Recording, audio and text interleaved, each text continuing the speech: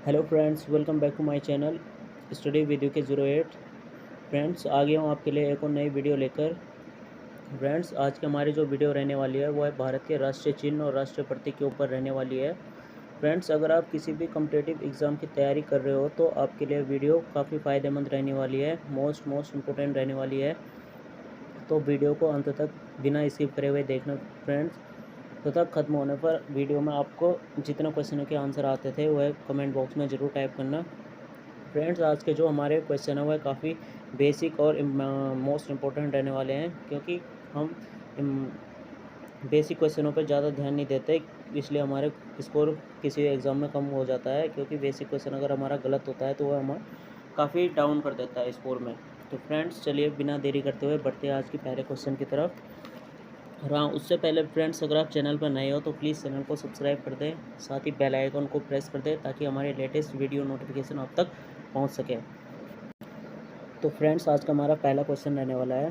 पहला क्वेश्चन हमारा, भारत का राष्ट्रीय ध्वज क्या है? तो भारत का राष्ट्रीय ध्वज क्या है दोस्तों? भारत का राष्ट्रीय ध्वज है ऑप्शन नंबर 20 का हमारा बिल्कुल सही आंसर हो जाएगा। राष्ट्रीय ध्वज हमारा तिरंगा है। पढ़ते आगे, तिरंगे से संबंधित कुछ महत्वपूर्ण जानकारी जान लेते हैं। भारत का राष्ट्रीय ध्वज जिसे तिरंगा भी कहते हैं, इस झंडे को पिंगली वेंकैया ने डिज़ाइन किया था। तो फ्रेंड्स, हमारा जो राष्ट्रीय ध्वज तिरंगा है इसे डिज़ाइन किसने किया था? तो यह पिंगली वेंकैया ने डिज़ाइन किया था। इंपॉर्टेंट पॉइंट है। सब भारत की स्वतंत्रता से कुछ ही दिन पूर्व 22 जुलाई 1947 को आयोजित भारतीय संविधान सभा की बैठक में अपनाया गया था। तो तिरंगा को कब अपनाया गया था दोस्तों? इसे अपनाया गया था 22 जुलाई 1947 को इसे अपनाया गया था। राष्ट्रीय ध्वज तिरंगा है जो हमारा, इसका लंबाई एवं चौड़ाई का अनुपात 3:2 रखा जाता है। तो राष्ट्रीय ध्वज तिरंगे का लंबाई और चौड़ाई का अनुपात कितना है? 3:2 है। 3 इसका लंबाई का अनुपात है, जबकि 2 इसका चौड़ाई का अनुपात है। ध्यान रखना फ्रेंड्स, अगर पूछा जाए चौड़ाई और लंबाई का अनुपात तब 2:3 होगा। 2:3 होगा। अगर पूछे लंबाई और चौड़ाई का अनुपात तो 3:2 होगा। तो फ्रेंड्स, जब क्वेश्चन ध्यान से पढ़ लेना। उसके बाद, स्वतंत्रता प्राप्त से कुछ दिन पहले संविधान सभा ने राष्ट्रीय ध्वज को संशोधित किया। इसमें चरखेज की जगह अशोक चक्र ली, जो भारत के संविधान के निर्माता डॉक्टर बाबा साहेब भीमराव अम्बेडकर ने लगवाया। तो फ्रेंड्स, पहले जहाँ पे हमारा तिरंगा है, जिस तिरंगे के मध्य में सफ़ेद पट्टी में गहरे नीले रंग में 24 तिलिया अशोक चक्र है, इसकी जगह पहले चरखा था, तो उसे चेंज किया था। इस नए झंडे की देश के दूसरे राष्ट्रपति सर्वपल्ली राधाकृष्णन ने फिर से व्याख्या की। तो इसकी व्याख्या द्वारा सर्वपल्ली राधाकृष्णन ने की थी। बढ़ता आगे, अगला क्वेश्चन हमारा दोस्तों, राष्ट्रीय ध्वज की लंबाई चौड़ाई का अनुपात कितना होता है? तो जैसे कि अभी हमने पढ़ा था, राष्ट्रीय ध्वज की लंबाई और चौड़ाई का अनुपात कितना है? तो ध्यान रखना फ्रेंड्स, यहाँ पे पहले लंबाई पूछी है और बाद में चौड़ाई। तो इसका सही आंसर हो जाएगा हमारा 3:2। इसका हमारा बिल्कुल सही आंसर हो जाएगा। अगर चौड़ाई और लंबाई का पूछता तो फ्रेंड इसका सही आंसर डी होगा, लेकिन यहाँ पे पूछा है लंबाई और चौड़ाई का अनुपात, तो इसका सही आंसर हो जाएगा हमारा ऑप्शन नंबर ए 3:2। अगला क्वेश्चन है, राष्ट्रीय ध्वज में केसरिया रंग किसे दर्शाता है? तो राष्ट्रीय ध्वज में केसरिया रंग दर्शाता है दोस्तों धर्म चक्र के साथ शांति और सत्य को संकेत नहीं, देश की ताकत और साहस, देश का शुभ विकास और उर्वरता को दर्शाता है, इनमें से कोई। तो फ्रेंड्स, राष्ट्रीय ध्वज तिरंगा में सबसे ऊपर केसरिया रंग देखने को मिलता है। तो केसरिया रंग किसे दर्शाता है हमारा? तो यह दर्शाता देश की ताकत और साहस को दर्शाता है। इसका सही आंसर हो जाएगा ऑप्शन नंबर बी। राष्ट्रीय ध्वज में केसरिया दर्शाता हमारा देश की ताकत और साहस को। बढ़ते अगले क्वेश्चन की तरफ। अगला क्वेश्चन है दोस्तों, राष्ट्रीय ध्वज में सफ़ेद रंग क्या दर्शाता है? तो राष्ट्रीय ध्वज में से फर्स्ट पट्टी तो केसरिया होगी और बीच में जो होती है वो सफ़ेद रंग की पट्टी, उसमें वह किसे दर्शाता है? तो सफ़ेद रंग हमें क्या दर्शाता है? धर्म चक्र के साथ शांति और सत्य को। तो इसका सही आंसर हो जाएगा ऑप्शन नंबर ए फ्रेंड्स। धर्म चक्र के साथ शांति और सत्य को हमारा सफ़ेद रंग तिरंगे में दर्शाता है। बढ़ते हैं अगले क्वेश्चन की तरफ। अगला क्वेश्चन हमारा, राष्ट्रीय ध्वज में हरा रंग क्या दर्शाता है? तो फ्रेंड्स, राष्ट्रीय ध्वज में तीसरा रंग हमारा जो तीसरी पट्टी होती है वह हरा होता है, सबसे नीचे होती है। तो हरा क्या दर्शाता है दोस्तों? देश का शुभ विकास और उर्वरता को दर्शाता है। देश का शुभ विकास और उर्वरता को, हरियाली को दर्शाता है फ्रेंड्स, ठीक है। इसका सही आंसर हो जाएगा ऑप्शन नंबर ए, हमारा बिल्कुल सही आंसर हो जाएगा। राष्ट्रीय ध्वज में हरा रंग किसे दर्शाता है? तो यह दर्शाता है तेज विकास और उर्वरता को। नेक्स्ट क्वेश्चन होगा हमारा, तिरंगे झंडे के चक्र में कितनी तीलियां होती है? तो फ्रेंड्स, हमारा जो तिरंगा होता है उसमें बीच में एक चक्र होता है, उसमें कितनी तिल्लियाँ होती है, तो उसमें होती है फ्रेंड्स 24 तिल्लियाँ, सॉरी उसमें होती है फ्रेंड्स 24 तिल्लियाँ। ऑप्शन नंबर सी हमारा इसका सही आंसर हो जाएगा। और इस जो चक्र है तिल्लियों का, इसका कलर कैसा होता है, यह गहरा गहरा नीला होता है फ्रेंड्स, ठीक है। अगला क्वेश्चन हमारा, संविधान सभा ने तिरंगे को राष्ट्रीय ध्वज के रूप में कब अपनाया था? तो संविधान सभा ने राष्ट्रीय ध्वज को तिरंगे के रूप में कब अपनाया था? तो इसका सही आंसर हो जाएगा हमारा 22 जुलाई 1947 को संविधान सभा ने तिरंगे के रूप में अपनाया था। ऑप्शन नंबर डी इसका बिल्कुल सही आंसर हो जाएगा। बढ़ते हैं अगले क्वेश्चन की तरफ। अगला क्वेश्चन होगा हमारा, भारत के राष्ट्रीय पक्षी का नाम क्या है? तो भारत का जो राष्ट्रीय पक्षी है, राष्ट्रीय पक्षी का नाम क्या है फ्रेंड्स? भारत के राष्ट्रीय पक्षी का नाम हमारा मोर। ऑप्शन नंबर बी हमारा इसको बिल्कुल सही आंसर हो जाएगा। भारत का राष्ट्रीय पक्षी का नाम क्या है? मोर। फ्रेंड्स, राष्ट्रीय पक्षी मोर से संबंधित कुछ इंपॉर्टेंट फैक्ट्स जान लेते हैं। भारत का राष्ट्रीय पक्षी का नाम मोर है। भारतीय मोर या नीला मोर, जिसका वैज्ञानिक नाम पैवोक्रिस्टेटस है। इसका वैज्ञानिक नाम क्या है? मोर का वैज्ञानिक नाम क्या है? पैवोक्रिस्टेटिस है। मोर के अद्भुत सौंदर्य के कारण ही 26 जनवरी 1963 को राष्ट्रीय पक्षी घोषित किया गया था। तो मोर की सौंदर्यता के कारण ही मोर को हमारा राष्ट्रीय पक्षी कब घोषित किया था? तो यह किया था 26 जनवरी 1963 को मोर को भारत का राष्ट्रीय पक्षी घोषित किया था। मुख्यतः मोर नीले रंग में पाया जाता है, परंतु यह सफ़ेद, हरा व जवानी रंग का भी होता है। तो इसमें इंपॉर्टेंट चीज़ क्या है?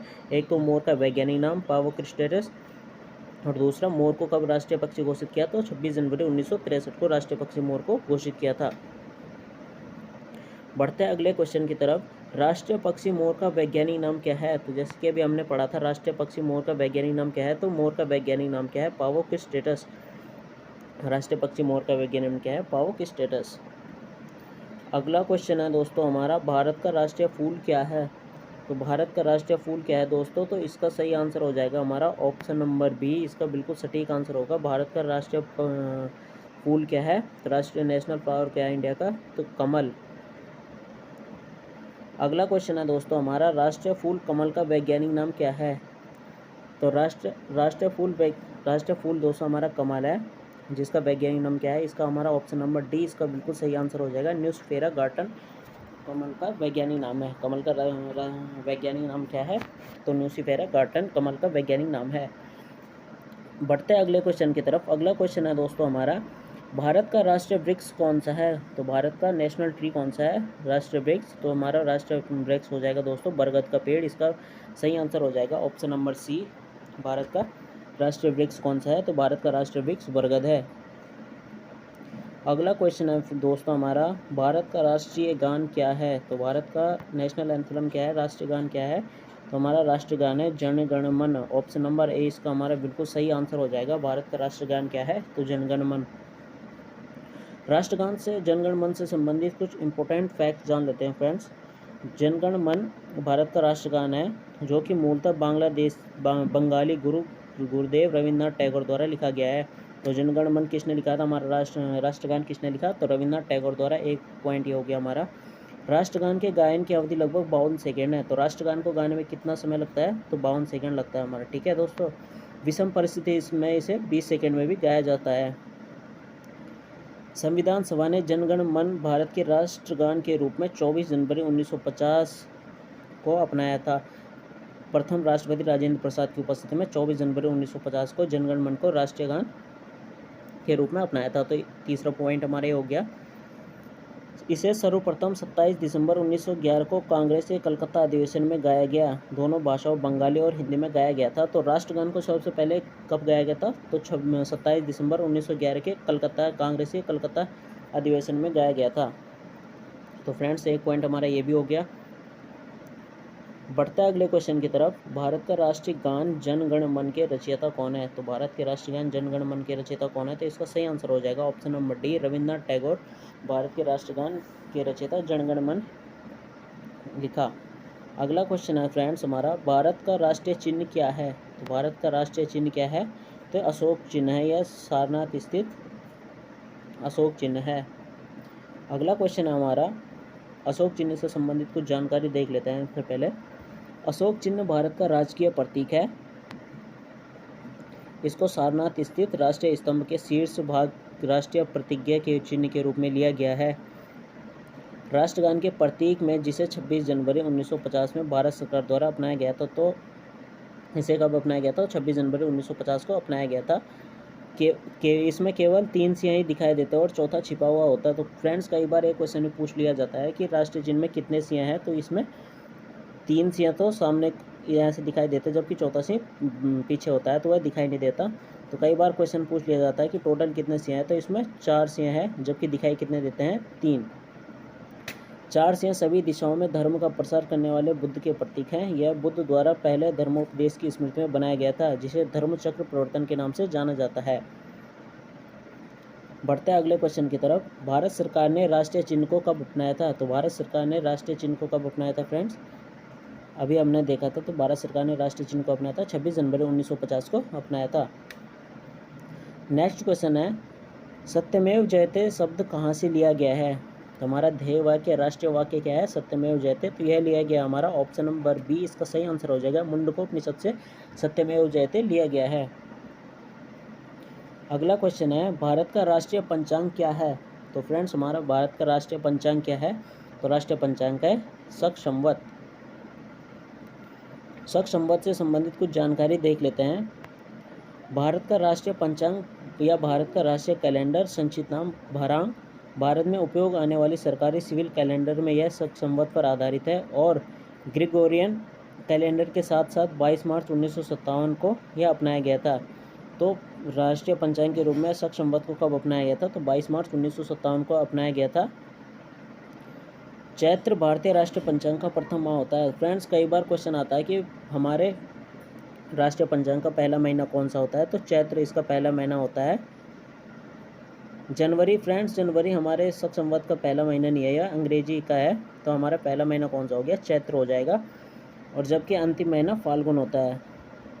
यह सभी माहों के नाम है, चैत, वैशाख, ज्येष्ठ, आषाढ़, श्रावण, भाद्रपद, अश्विन, कार्तिक, अग्रहण, पौष, माघ, फाल्गुन। तो हमें पहला और अंतिम तो ध्यान रखना ही है, मोस्ट इंपॉर्टेंट है। पहला पूछ लिया जाता है और अंतिम पूछ लिया जाता है।